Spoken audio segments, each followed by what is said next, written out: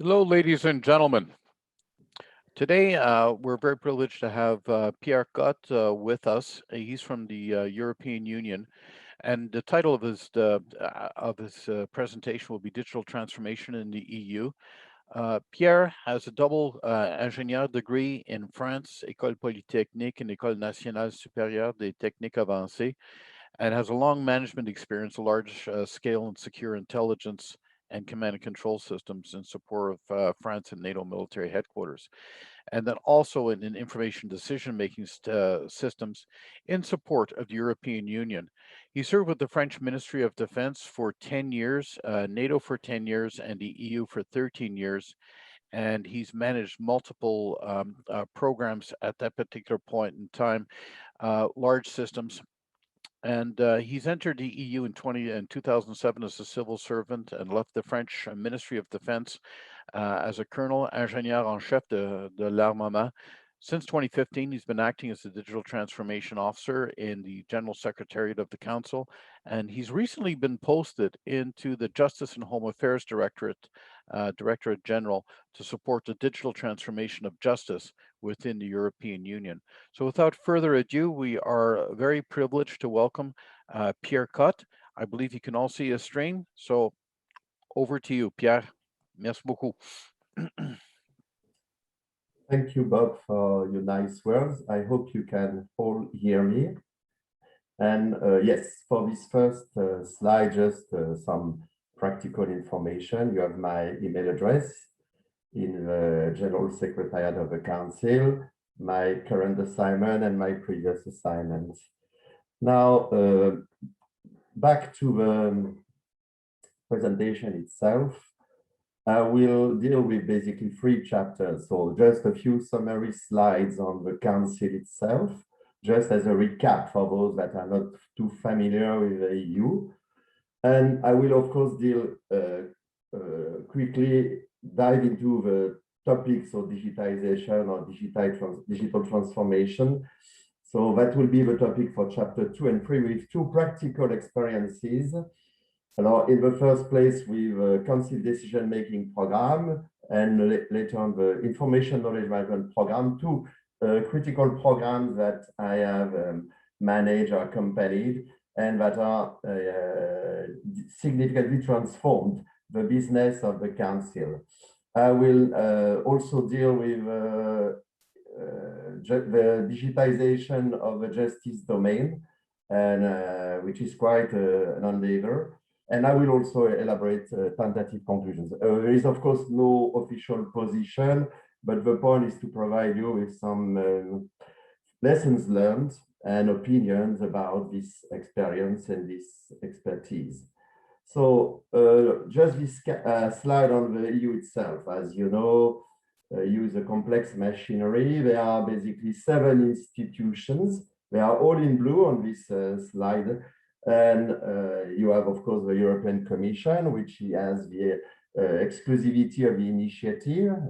And you have 2 bodies, the European Parliament and Council of the European Union, that examine the regulation and make amendments and try and find consensus for the adoption of legislative acts. You also have a European Council, which is at the head of state level, and they regularly meet, typically every 2 or 3 months. So, and as regards the General Secretariat of the Council, this body is supporting the 2 councils, so the European Council at head of state level and the Council of the EU. Voila. And of course, you have also the European Court of Justice, European Central Bank, and European Court of Auditors, in addition to, of course, a bunch of bodies and agencies that I will not describe. Now, about the General Secretariat, as I said, we are supporting the 2 councils. One word about the presidency, because it's not that always easy to grasp. For the European Council, there is a permanent presidency of the European Council. Now, for the Council of the EU, it's mainly a rotating presidency. So for the time being, that's Portugal that is exercising the rotating presidency for the 9 out of the 10 configurations. But for the foreign affair, configuration, there is a fixed presidency, which is basically allocated to the High Representative for Foreign Affairs and Security Policy. The tasks of the GSC are further developed in this slide. We'll not go into details, but basically we assist, advise, and help the Council and the European Council, voilà, and provide support to the presidency, fixed or rotating. There is also a special service, which is the legal service that gives opinion about the legality of positions, decisions, and proposals made by the Council. Now, the Council of the European Union, of course, it negotiates and adopts the law, coordinates member states' policies, develops the EU Common Foreign Security Policy, and concludes international agreements. And of course, last but not least, adopts the EU budgets. You may have further details if you want at the site, which is indicated below. So that's typically a meeting of Council of the European Union. So you have the ministers around the table, and you have a presidency and the Secretariat managing the meetings. So it's a round table. It's a new building, by the way, that has been built just a few years ago. The Council of the European Union has 10 configurations, and I will probably focus a bit more on the 9th one, which is the Justice and Home Affairs, because that's typically the domain that I am involved in for the time being. So as I said, those 10 configurations have essentially a rotating presidency with a noticeable exception of the configuration number 7. Again, you have further details at the hyperlink. Now, but let's go into the substance of digital transformation in the EU itself. So we'll talk about my experience, especially with regard to these two programs, CODEMAP for Council decision making and IKM for information and knowledge management. So CODEMAP was decided basically in 2010 when the Lisbon Treaty entered into force. So because at this point in time, the creation of External Action Service, European External Action Service, preempted a significant portion of the former General Secretariat, and we were left with, of course, the support of the working parties. And for that reason, we decided to focus on Council decision making and created the program I was in charge of. Of course, there is a huge context about strategy. So initially, that was the Lisbon strategy, covering the period 2000 to 2010, and then the Europe 2020, covering the 2010 and 2020. And among the European Europe 2020, there is 7 initiatives. One is Digital Agenda for Europe. Voilà, one of the 7. So CODEMAP was initially conceived as a digitization program to support existing working parties and communities. And there were mainly 3 objectives. One was to create a community management capability. I will talk about that in a minute. To create also a new type of documents for to support the negotiations. It's called working papers. And also to create an initial filing capability to keep trace of all documents that have been drafted and distributed in the context of the working parties. So this program was in fact of incremental nature. It took a while to initiate. It took basically 2 years to put in place the organization, 2010-11, and another 2 years to do all the conception. By conception, it's not only IT, of course. It's mainly about the policy and the procedural aspects, because of course, all these topics are high sensitivity. And the development was pretty short, only 1 year. So basically in 2014, following the Scrum methodology, and the activation was progressive.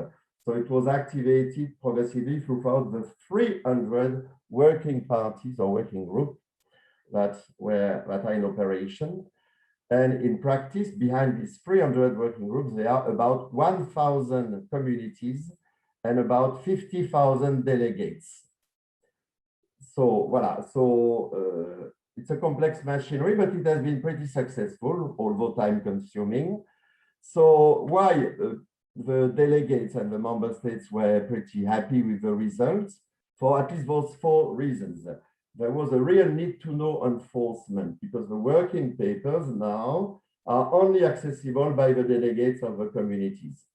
Beforehand, it was not really the case. Beforehand, people were pushing or exchanging emails, and there was no way to enforce need to know protection. So there was always the risk that a sensitive document be transferred to people that have no right to know and may even create a leak. Now it's no longer the case. There is a portal.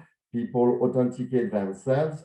They are registered into communities as necessary, and then only they can have access to the community papers, so the working papers. So there's also an automation for both the elaboration of a cover page, not the document themselves for sure, but the cover page and the distribution. The delegates portal, which is reserved for the delegates, is pretty user-friendly, especially with regard to search functionality. And above all, there is a shared responsibility between the GSC and the member states for managing the communities, because once you consider the fact that there are about 50,000 delegates, it's obviously mission impossible for the Secretariat to know each of them and to validate the allocation to any community. So that's a shared responsibility. In retrospect, there were quite a few key success factors. No surprise, I'm sure, for those that are familiar with digital transformation initiatives. For obviously a crucial involvement of the end users at conception level for sure, policy making, but also for impact assessment. There was a pretty good governance and management structure at 4 layers. You had a steering committee, you had a user group, you had the program itself, and you had the projects. So quite a complex machinery, but has been quite adequate and successful. A good cooperation between all players, and of course the quality of the players. A good balance between IT work, but also policy and architecture work. Good planning. There was both an implementation plan and an activation plan, because that's completely different matter. And an excellent, but of course time-consuming communication to the external end users, so namely the delegates, because basically you had to make presentation to the 300 working groups. So there were altogether about 300 presentations of the same thing. No, there were also some shortfalls. I go quickly, but of course the overall time frame that was pretty long, and essentially the initiation phase. Limited integration with the current system design, some technical solutions that were not fully satisfactory and had to be fixed in the second phase. The transition with the next phase, so the IPM program that I will be talking about in a minute, that was not fully ideal either. And the evolutionary manual that was not immediately put in place. Last but not least, one omission was the absence of a lessons learned report. It's a pity because some success have not been formalized such a way that they may be just forgotten for the next phase of program.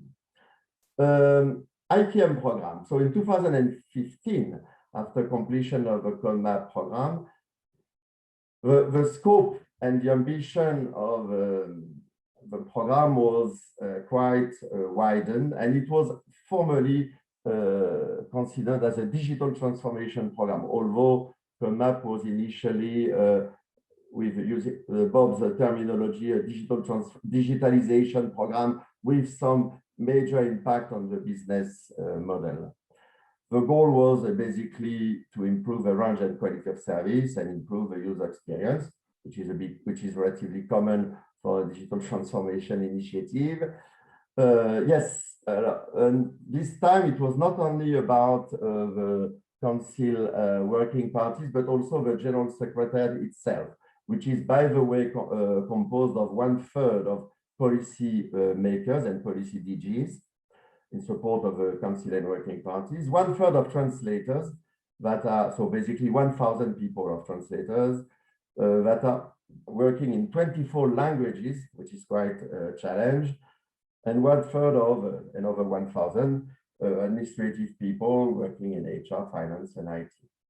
The IKM program also had to incorporate some new ways of working objectives, such as, with no surprise, teleworking, collaborative services, information and knowledge sharing, open office, and user mobility.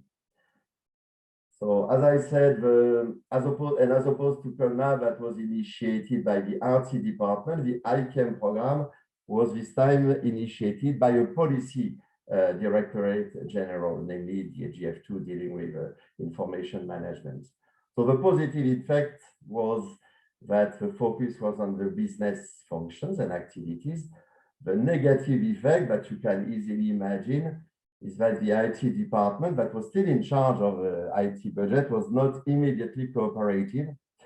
And at the end of the day, the Secretary General decided to merge those two directorates to create a new service to deal with information knowledge management and the IKM program in particular.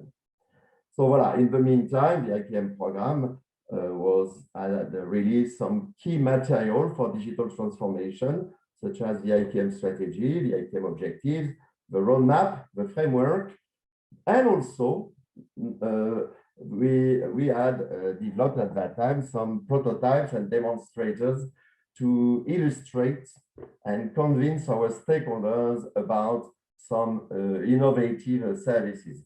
Because elaborating papers and be creative and is fine, but to show or at least illustrate the end result is even better. And that's one of the lessons learned that we have gained out of that, is that without prototyping and demonstrators, we would not have been able to launch in all those initiatives. So, conclusion of the conception phase. I was leading the conception phase, as a matter of fact. So there was a multidisciplinary team involved, and that was quite a good thing. So it was not only about IT people, there were policymakers, there were a bunch of people about information management, document management, archivists. But there were quite a few experts in various complementary domains involved. At the same time, the problem was the difficulty to put on board our IT colleagues and some key stakeholders. And that's what I said, demonstrators and prototypes were of critical importance to show the objectives and convince all of them that we were on the right path. So interim conclusion, because this program is still ongoing and I'm no longer involved. So I would say most of the governance and management organization had to be recreated. So there was a kind of disruption between CODEMAP and IKM.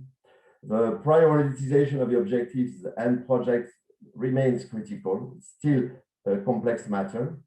And the overall architecture and integration with the fielded baseline is also challenging because it's easy to create new services. It's another story when you have to either replace or incorporate legacy services. So, and that's the reason why most legacy application or services are still in operation and are only slowly disposed of. That's a problem, I mean, for each and every digital transformation initiative. Not only to be creative, innovative, but also to get rid of legacy application and services. So now jumping to my latest domain of expertise, which is the justice domain, we'll give you a few background information. So this time it's at the scale of the whole EU, not only the Council. So as you can imagine, it's a complex matter and there are a few critical requirements and constraints that have to be duly considered. On top of the list, of course, and with no surprise, the independence of the judiciary, right? That has to be preserved by all means.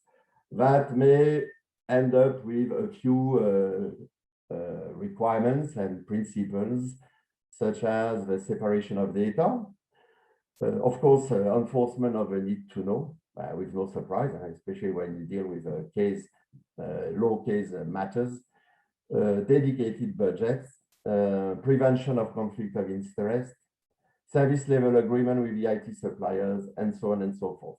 Cannot go into details, but there are plenty of side effects related to this main requirement of preserving the independence of a judiciary. The other factor, which is of critical importance too, it is of course the accessibility to the law and the case law. And for that reason, you have two important portals that are maintained. One is maintained by the Commission, which is the e-Justice portal, and the other by the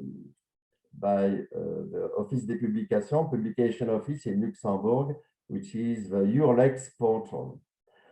At the same time, and as you can imagine, because there was a previous presentation on privacy and data protection, there is a need to anonymize or pseudonymize the court decisions and also possibly the nominative decisions.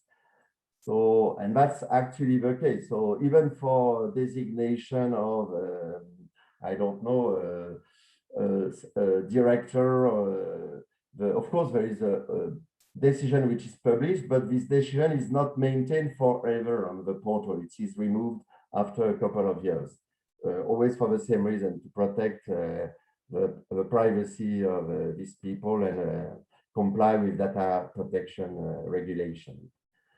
Of course, with no surprise, we have to comply with EU and national law. And there are two critical laws that have a deep impact on any digital transformation initiative within the EU, which is with no surprise, the transparency regulation and the data privacy regulation, also called GDPR. By the way, there is also another regulation or legal instrument, I would say, which is of critical interest. It's the so-called eIDAS regulation, eIDAS for electronic ID and authentication services, which is a transverse, horizontal, if you prefer, regulation to regulate on identification and authentication services. With no surprise, there are also a bunch of EU laws on criminal, civil, and commercial matters. There are either regulations that are immediately applicable or directives that has to be transposed into national law. You have the two, depending on the topic. Last but not least, there is a crucial need for cross-border infrastructure for exchanging information. And to comply with the independence of a judiciary paradigm, you have to ensure no central information hub and no central system monitoring, which is the case. And of course, there is a need to comply with technical standards and security. And you have to interconnect with the national justice backend system. So it's just an infrastructure to interconnect national backend systems. And this infrastructure is called e-CODEX.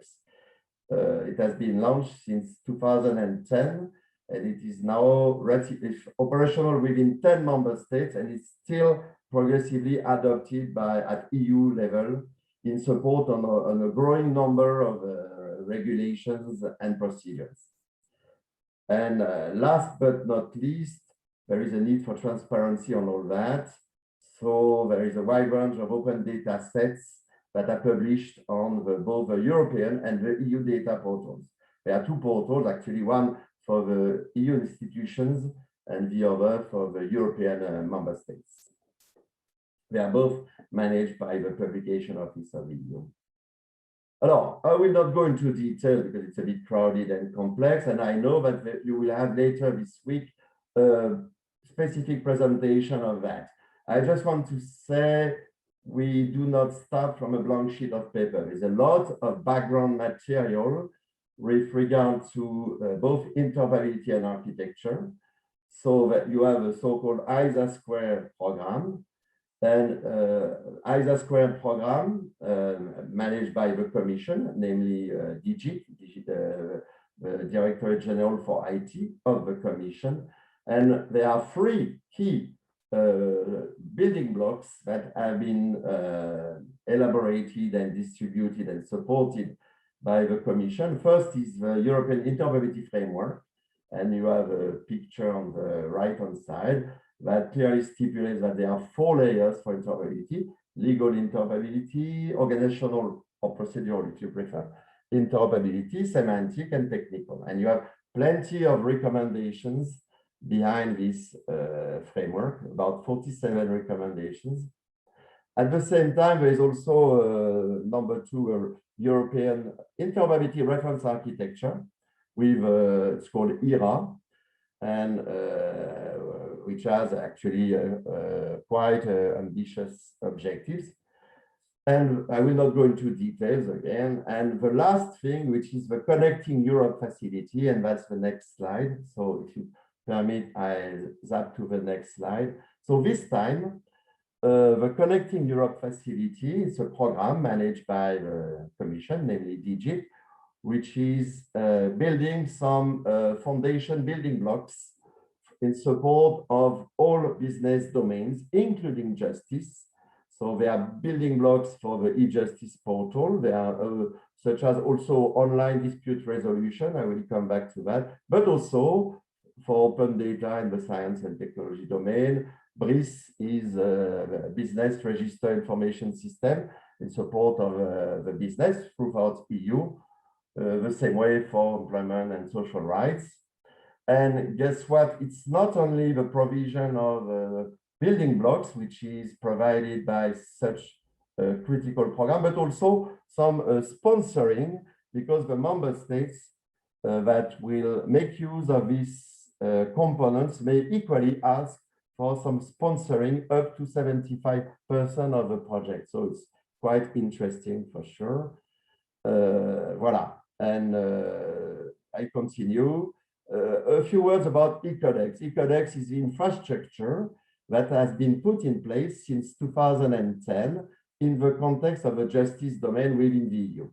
Alors, actually, architecturally speaking, there are 3 components that are alluded to in this picture. First of all, you have the connectors, and it's based on the so-called e-delivery building block provided by the CEF program, and it's open source, so it's equally accessible by anybody. That deals with, of course, the technical interoperability and the security. So you have encryption, mutual authentication, and so on and so forth. You also have a so-called gateways for both procedural and semantic interoperability in the context of each and every procedure. So you have at least 4 procedures that are mentioned on this slide on the right-hand side. And actually, there are more procedures, but these ones are fully operational, others are in the pipeline. And of course, you have a national backend justice information systems, and any judiciary player in any EU member states making use of e-CODEX may send requests or send information to any other judiciary player from another EU member states. So that's the principle. So it's a peer-to-peer exchange of information, which is fully compliant with both the need for confidentiality of these exchanges and the need for independence of the judiciary. Là, a few screenshots or screen captures about the 2 portals I've mentioned. So e-justice portal managed by the Commission, which is in 24 languages, by the way. So you select your language and then you end up with a home page where you have a wide range of topics and services that are provided not only to judiciary players, but also citizens themselves. So you have, for example, a service, find a lawyer. You see citizens, you have a block here, find a lawyer, find a notary, going to court, and so on and so forth. You have the same kind of services for the business, for legal practitioner and the judiciary players themselves. So it's quite a substantial piece of work in all topics and domains. And of course, there's a growing set of services that are regularly put on board. The EUR-Lex is managed by the Publication Office of the EU in Luxembourg, and that again is in 24 languages. But this time it deals with EU law, the EU case law, but also the national law and case law. So, and all that is accessible online via this portal. So that's, again, quite fundamental. By the way, since a bunch of years, I cannot tell exactly, that the publication on this portal that activates the law. It's no longer the paper version that matters, but the electronic version. Now, okay, I may not go into detail, just to give you a kind of big picture of what we're talking about when we deal with digital transformation of the justice. It's a 2x2 matrix. So you have various justice domains: criminal matter, civil matter, commercial matter, and transverse horizontal matter. And also from an operational perspective, you have prevention activities, operation activities, and execution. And I have assigned the various projects and initiatives in this matrix. So you can see, for example, I will not go into detail, that in the operation, you have, in criminal matters, you have a European investigation order, and you have a mutual legal assistance agreements. You have a joint investigation teams when necessary. That's a team that meets in The Hague in the Eurojust agency to deal with European criminal matters. You have also initiatives about digital criminal proceedings, criminal court databases, and so on and so forth. So as you can see, there's little, if nothing, about commercial matter for the time being, but at the same time, there is a lot of horizontal or transverse services that are currently addressed, such as mediation services, EUR-Lex that I have mentioned, European law identifier and European case law identifier. That's a unique identifier, which is assigned at EU level. And okay, you have online resolution for small claims, the same way as online dispute resolution. So the point is, in fact, to not only to provide new services, but to alleviate the workload of the courts in the end that are in most European countries fully overwhelmed with cases, and there is a real requirement to find alternatives to the courts whenever possible. A system view of basically the same thing, and this time you see some new services. I have mentioned there are services to the persons, whether physical or legal persons, such as online dispute resolution. You have specific and dedicated services to the judiciary players, such as artificial intelligence for justice. They are called typically legal tech. You have e-identifier for the judiciary players, so that they can exchange, authenticate themselves with electronically. Or the harmonization of the backend systems for sure. Voice recognition to transcribe the debates, for example, that's something important. And you have some public or common services such as Eurovoc, it's a vocabulary throughout Europe, and Legivoc, voilà, to give an example. At the portal level, I've already mentioned the find a lawyer and find a bailiff services. And you have also a chatbot, small claim wizard, and so on and so forth. At interoperability level, I've already mentioned the e-CODEX infrastructure, but you have other initiatives of the same kind. And at multimedia and security services, then you find services that you may be familiar with, such as blockchain services, video conferencing. Also an initiative to have a European single email address, electronic seals, digital signature, and assurance level in e-justice, and the e-IDAS that I've mentioned before. So, to keep it short, most of the digital transformation initiatives are addressed at national level, and that makes sense for two reasons. First of all, the member states are closer to the end users, but also it's a question of sovereignty and independence of the judicial system. Nonetheless, the EU has a key role to play. Alors, first of all, at Commission level, to sponsor these initiatives. I've already mentioned no, I've not mentioned, but for sure, for the time being, there are two sponsoring programs: the Digital Europe program, which is spread across the 2021 up to 2027 period, and the Recovery and Resilience Facility, which is, as you can imagine, a plan that has been put in place to recover from the COVID crisis. And there are four objectives, among them productivity and fairness. And productivity and fairness are typical objectives for the justice domain. And as far as I know, 20% of the sponsoring will be dedicated to digital transformation out of this major recovery and resilience plan.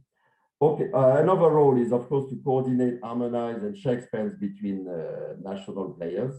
That's typically a role for the EU Council, and more specifically, the Working Party on e-Justice that I am supported. And there are, of course, expert groups attached to it. With no surprise, the elaboration of legal instruments to enforce and standardize EU justice services. And this time, you have all the institutions involved. There are legislation, either regulation or directives, and also implementing acts. The Commission, namely DTiG, provide technical support. I've already mentioned some of the foundation building blocks. There is also an e-CODEX consortium involving 4 member states. And you have also the EU-LISA agency, which is located in both Tallinn and Strasbourg, and that is dealing with large-scale information systems, and soon with e-CODEX, the e-CODEX infrastructure. And last but not least, as I mentioned, all the information, whether about law, about case law, about all those initiatives, are published on portals. So, tentative conclusion before we deal with questions. Well, for the EU, I would say there are a few risks that we have to mitigate, or at least consider. First of all, the potential mismatch between the ambitions and the approach an organization retains. That's a recurrent problem. Many people think that digital transformation is all about IT, which is obviously not the case. And it may well be that, at least in the first place, the organization is not, such as the governance, or the creation of a user group is not necessarily well considered. But of course, that's a potential problem. As I said, the confusion with IT project, if not automation projects, strictly related to digital transformation initiatives. The complex governance and management structures, because there are many players, many actors to be involved, especially in the justice domain, because you also have not only the member states, but you have the lawyers, you have the bailiffs, you have the mediators. The list is long. Potentially a limited risk appetite of the players that rather favor evolutions as opposed to disruptions. I wouldn't say that disruption is an objective, but sometimes there is no alternative, that's it. So there is potentially a limited involvement of the key stakeholders that are somewhat preempted by political, operational, or administrative tasks. And last but not least, the weight of the existing legislations, starting with the transparency regulation and the general data protection regulation, along with other administrative procedures, all that may in fact be at least deterring. It's not problematic, but at least deterring. And that does not favor a kind of critical thinking and rather a kind of business as usual approach. My last slide is about, of course, the key success factors that the EU can really consider.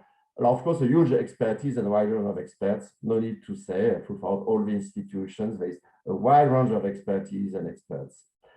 Some solid financial resources, but the line has been cut. You have a Digital Europe, and you have a Recovery and Resilience Facility plan. You have also, at the same time, high expectations of the end users and stakeholders. especially while considering the growing involvement of digital natives and also after the COVID crisis that have clearly reinforced the expectations of justice, electronic justice. There is a wide range of national and EU initiatives and success stories. So you do not necessarily have to start from a blank sheet of paper, and you just have to exploit such success story. The legitimacy of doing so, because as you can imagine, there's a wide range of reflection and strategic papers and decisions in this regard. So there's a kind of mandate to proceed this way. And at the same time, I'm not sure if it is really an advantage, but there is a limited exposure to competitive risks. I mean, it's not the same case as in the commercial world where you are in a grow or die context. In the EU, we can take time to do a proper job, although we don't have incentive of a commercial competition. But I would say it's still a positive factor in the end. Voilà, that concludes my briefing. It's just an overview of topics, the ambition, the objectives, and the projects that are ongoing. And I'm ready to take your questions. Thank you, Frank. Thank you so much. Well, thank you very much, Pierre-Dominique. We have some questions. For example, with respect to the CODEMAP project, could you speak more about the activation plan and how it differed from the implementation plan? Yeah, that's a good question. I was at the origin of this plan because the point was the delegates were accustomed to, let's say, ad hoc procedures to exchange emails and drafts, and they had to understand that little by little, so working party by working party, they have to change the procedures and create an account on the delegates portal, have access to the community and access to the working papers, but at the same time designate their own delegates for each and every delegation and community. So it was quite a significant change of the operating model, and there was a need for huge and explicit communication to have them understood what it was about. But it took a bit of time, let's say a full year. And so there was a bit of training, a bit of communication, a bit of accompaniment measures, a bit of technical support, and all that was captured ahead in a so-called activation plan. Okay, great. Thank you very much. There was another question. Have you always had business sponsors and multidisciplinary teams working? Is it business driven or technology driven or a bit of both? Yeah, it's a mix. It's a mix. We cannot deny that the IT players have a key role, at least for one good reason, because they manage the budgets in the end. They manage so at least for that reason, and of course they have their expertise and their objectives in mind. But we have found a good balance in the end between business players and IT players.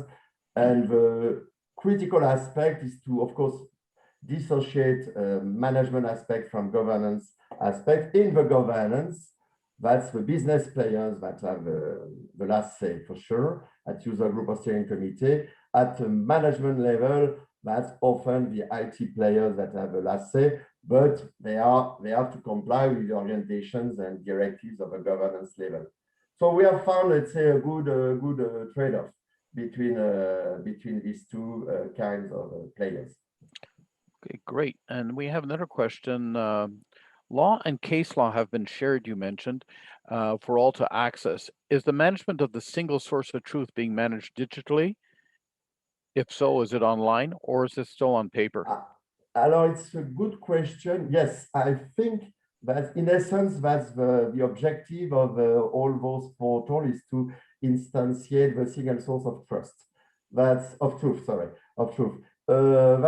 the case. So in case of discrepancies between these central portals and any national or even EU other portals, the one that I've mentioned have right of way. So yes, there is a kind of single source of trust, Now, I cannot guarantee that there are not copies of everywhere of decisions, whether in law or case law, especially at national level. But for all EU law and whether it's a regulation, a directive, or even an implementing act, there is a single source of trust, indeed. And is that digital or paper? Digital level. At the digital level. Next question is, artificial intelligence is part of, but goes beyond digitalization and robotization. It also carries risks and presents complex policy challenges. Can you identify the AI policy framework challenges in line with the European values and right? Alors, in the context of the justice domain, because I cannot talk for all the other domains, although there may be some similarities, there was a white paper that has just been released by the Commission about AI and the implications. And yes, in the context of the justice domain, there are some major risks involved, and as a side effect, some reluctance from some judiciary players. The two or three main issues are basically for the justice domain, the risk of unfair treatment, because of course, the legal tech, that's the name they use for AI app in the context of justice, legal tech. The legal tech app may be mainly beneficial to the EU member states and the courts, and not so much for the lawyers. So that may end up in an unfair situation, asymmetric situation. And the other cases, of course, is the fact that no judge want to automate any decisions. So it may be helpful, for example, for procedural matter, may be helpful to find out some valid case law examples, but there's no way you can automate any, of course, judiciary decision.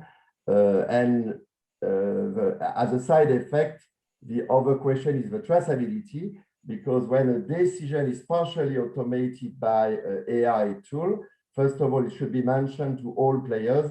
And secondly, there is a need to provide some traceability, a traceability log to explain how the AI has concluded, AI app, so the legal tech has concluded that. So which is challenging, as you can imagine. Pierre-Dominique, I'd appreciate if you could send a link to that AI policy in the EU and a white paper.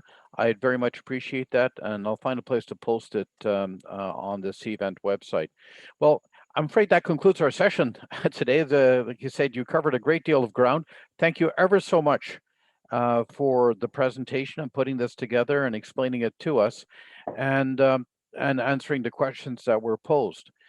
So without further ado, I'm going to have to say merci beaucoup, et puis à la prochaine. With okay, and we will we will you in meet. Ottawa next time. See you in Ottawa. Prochaine fois à Ottawa, c'est bien ça. Okay. Okay. Anyways, I'm going to end the presentation. Thank you. And I'd like to point you folks, so when you get to the hub, it says go to Eric Sweden's presentation, which is going to be coming on next. Okay. Well, thank you very much. Take care. Bye.